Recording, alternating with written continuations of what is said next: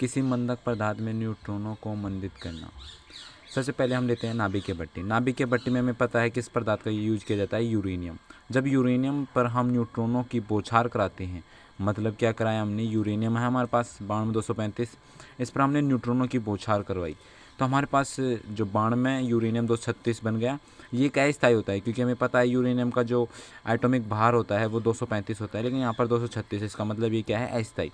जैसे हम न्यूट्रॉनों को, यूरेनियम पर न्यूट्रॉनों को आपतित कराते हैं तो यह Ba+Kr+3 न्यूट्रॉनों में यह टूट जाता है।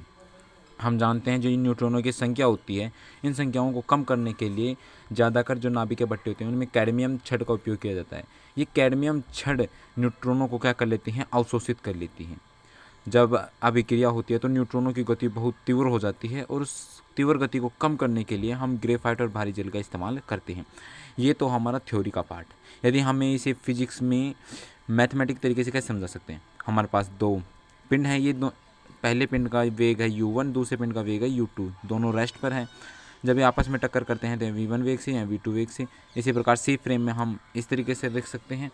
तो सबसे पहले क्या करते हैं, सी फ्रेम में हमारे पास सेंटर ऑफ मास का हमारे पास ये हमें पता है कि हमें ये पढ़ लिया है, u2 हमारे पास रेस्ट में है, तो इसको हमने क्या क्या m1 यहाँ से कॉमन ले लिया, m2/m1 को हमने a मान लिया, जो है किसी मंदक अणु का मास और न्यूट्रॉनों का मास है। तो VCM आ गया हमारे पास u1 वेक्टर एंड 1+a। टक्कर से पूर्व वेग क्या है हमारे पास, u1 डैश से लेकर u2 डैश है। तो इसका मान हमने COM की परिभाषा के अनुसार पढ़ लिया है, इसका मान ये आएगा। यहाँ से हम u1 डैश का मान निकाल सकते हैं, निकाल लेंगे। इसी प्रकार हम u2 डैश का मान भी निकाल सकते हैं।